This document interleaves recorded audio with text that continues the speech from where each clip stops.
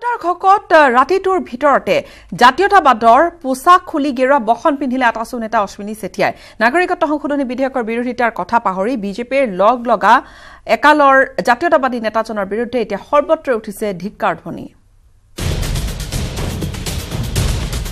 জাতিক প্ৰতাৰণা কৰি বিক্ৰী গ'ল অশ্বিনী চেতিয়া। ক্ষমতাৰ লোভত ভৰি দিলে বিজেপিৰ ফাণ্ড। আটাচু নেতাৰ বিজেপি গমনক সৰ্বত্ৰ ধিক্কাৰ। ক্ষমতাৰ খক আৰু গাধীৰ লোভত দুদিনতে সকলো নীতি আদৰ্শ বিসৰ্জনেৰে ওলোটা খৰমৰা জাতীয়তাবাদী নেতাৰ মুখা খুলিল। নাগৰিকত্ব সংশোধনী বিধেয়ক বিৰোধী ৭০ সংগঠন এৰি ৰাতিটোৰ ভিতৰতে বিজেপিত যোগদান কৰি নিজৰ মুখতে ছাই সানিলে টাই আহোম ছাত্ৰ সন্থাৰ মুখ্য উপদেষ্টা অশ্বিনী চেতিয়াই। অখিল গগৈ আৰু পলাশ চাংমাইৰ সৈতে সিদিনালৈকে ছাৰ দৰে থাকি বিধেয়কৰ বিৰুদ্ধে প্ৰতিৰোধ কৰিছিল আটাচু নেতাজনে। কিন্তু নিৰ্বাচনৰ বাগাত লগাৰ পিছতে হঠাৎ সলনি হল অশ্বিনী চেতিয়াৰ মন। অসম গণ পৰিষদৰ দৰে ক্ষমতাৰ বাবে আপোচ কৰি মুহূৰ্ততে ৰং সলালে জাতীয়তাবাদী নেতাজনে। জাতিক প্ৰতাৰণা কৰি বিজেপিয়ে দিয়া ললিপপত বখ মানিলে অশ্বিনী চেতিয়াই। কিন্তু কি ৰূপত লেটু সেতু হল আটাচু নেতাজন। যোৰহাটত তপন কুমাৰ গগৈ জয়ী হলে খালী হব সোণাৰী বিধানসভা সমষ্টি। সোণাৰীৰ উপ নিৰ্বাচনত বিজেপিৰ টিকট লাভৰ দুৰ্বাৰ আকাংক্ষা আটাচু নেতা অশ্বিনী চেতিয়াৰ। কিন্তু প্ৰশ্ন হয়, যোৰহাটত সৰকিব পাৰিবনে তপন কুমাৰ গগৈয়ে? এই সম্ভাৱনা কোন চাতেই নাকচ কৰিলে অখিল গগৈয়ে। যাৰ সপোনেই যাৰ এছেম্বলি, তেওঁলোকেতো যিকোনো কাম কৰিব পাৰে। কিন্তু মই এটা কথা আপোনালোকক গেৰাণ্টি দিব পাৰোঁ, যিহেতু মই নিজেও এজন আহোম মানুহ। কিন্তু মই এটা কথা আপোনালোকক ক'ব খোজো যে যাকে যোনে বিজেপিয়ে নিনিয়ক লাগিলে এবাৰ কোনো পধ্যে আহোম মানুহে বিজেপিক ভোট নিদিয়ে। আহোমৰ পলিটিক্স যোনেই নকৰক লাগিলে বিজেপিয়ে, যে আহোম সংগঠনৰ পৰা আমি মানুহ নিছো, চাওক কোনো পধ্যে আহোমে এবাৰ বিজেপিক ভোট নিদিয়ে, এইটো খাটাং। টাই আহোম ছাত্ৰ সন্থাৰ মুখ্য উপদেষ্টাৰ বিজেপি গমনে ভোটৰ অংকত কোনো প্ৰভাৱ নেপেলায় বুলি ক'লে প্ৰাক্তন মুখ্যমন্ত্ৰী তৰুণ গগৈয়েও। আশু কমিজন ভট্টাচাৰ্যই হওক, কৃষক নেতাই হওক, আগে ৭০টা মহোদয় হওক, আগে আহোমতাইও আছিলে, এতিয়া সেইবোৰ হাত কৰি লৈ গৈছিল। সভাপতিজন যাব পাৰে, বাকী চবটো নাযায়। এই দুই গগৈৰ কথা সঁচা হলে যোৰহাটত মুখ ঠেকেচা খাব তপন কুমাৰ গগৈয়ে। তেন্তে অশ্বিনী চেতিয়াই মুখত ভৰোৱাৰ পূৰ্বে গলি শেষ হ'ব নেকি বিজেপিৰ ললিপপ? আনফালে টিকট বঞ্চিত সাংসদ কামাখ্যা তাছাও ৰৈ আছে সোণাৰীৰ টিকটৰ আশাত। কামাখ্যা প্ৰসাদ তাছাৰ আশায়ো আউল লুকুৱাৰ সম্ভাৱনা আছে অশ্বিনী চেতিয়াৰ দুৰ্বাৰ আকাংক্ষাত। তেনেস্থলত কি ভৱিষ্যত বিক্ৰী যোৱা জাতীয়তাবাদী নেতা অশ্বিনী চেতিয়াৰ?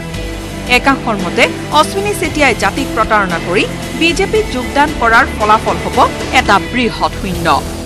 Bureau' report, news 18 Assam north east.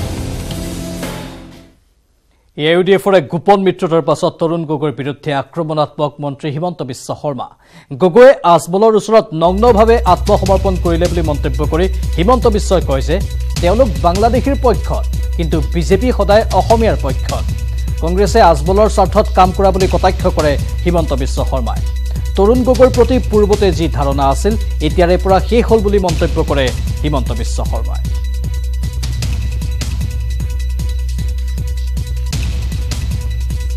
পুত্ৰ মোহন আজমলৰ ওচৰত নগ্নভাৱে আত্মসমৰ্পণ কৰিলে, তেওঁৰ প্ৰশ্নৰ উত্তৰ দিবলৈ মোৰ লাজ লগা হৈছে।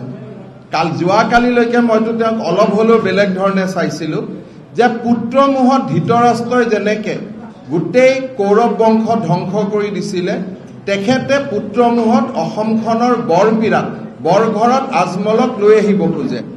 আৰু মই ভাবোঁ যে সেইজন ব্যক্তিৰ লগত প্ৰশ্ন উত্তৰ দিয়াৰ কথা নাথাকে। EVM বেলটত তেওঁৰ লগত যুদ্ধ হ'ব আৰু আজমল আৰু তৰুণ গগৈৰ ষড়যন্ত্ৰ আমি ব্যৰ্থ কৰিম।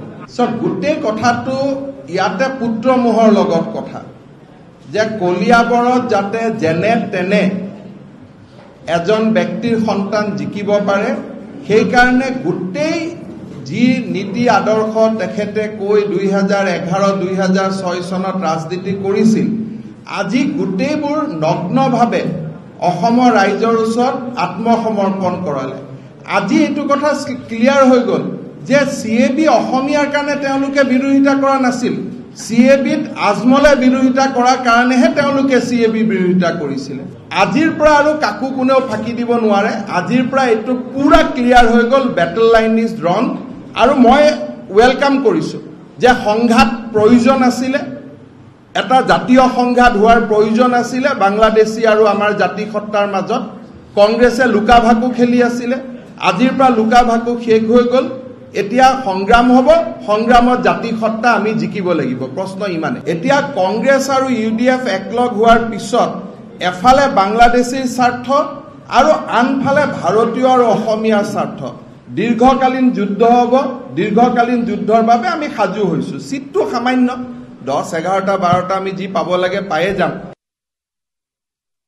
ঢেকিয়াজুলিত সাংসদ RP শৰ্মাৰ পুনৰ আন এক বিস্ফোৰণ ট্ৰেইলাৰ নহয় এবাৰ পুৰা সিনেমা দেখুৱাবলৈ সাজু হৈছে টিকট বঞ্চিত তেজপুৰৰ সাংসদ RP শৰ্মা শৰ্মাৰ মতে ওচৰে বিজেপিত হিৰো হ'ব পুৰণি কৰ্মীসকল ভিলেন হ'ব মন্ত্ৰী হিমন্ত বিশ্ব শৰ্মা বিজেপিক পকেটত সুমুৱাই ফুৰা হিমন্ত এতিয়া ভুগিছে পকেট মাৰৰ ভয়তে ত্ৰাসিত হৈছে হিমন্তৰ লগতে মুখ্যমন্ত্ৰী আৰু হিমন্ত বিশ্বৰ লগতে ৰঞ্জিত দাস ৰাম মাধৱ আৰু ফণী শৰ্মাও হাইজেক কৰিছে দলটোক পুৰণা কৰ্মীক চৰম অৱজ্ঞা কৰি এই চাৰি নেতাই বিভাজন আনিছে দলটোত গোটেই অসম ঘূৰি বিজেপিৰ পুৰণি কৰ্মীক একত্ৰিত কৰি দলটোক গঢ় দিয়াৰ সংকল্প ললে RP শৰ্মাই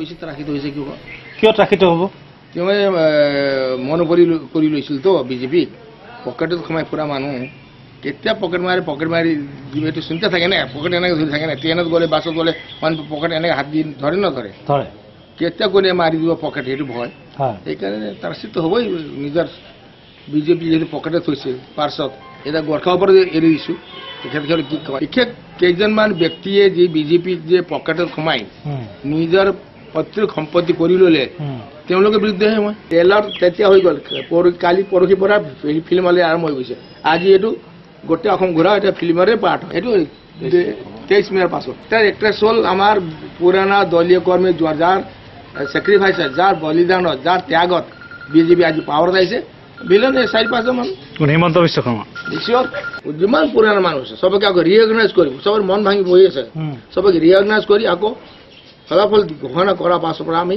আকৌ বিজেপি ওল্ড বিজেপি যিটো পুৰণা বিজেপি আছে এতিয়া নতুন কৰ্মী বহুত আহিছে মইতো কাকো দোষ দিয়া নাই মই মাত্ৰ 4-5জন মানুহ যোনে পকেটত সোমাই বিজেপি ঘূৰি আছে ইয়াৰ পৰা দিল্লীৰ পৰা কি কয় ইটানগৰ বা ইম্ফল তেওঁলোকক কৈছো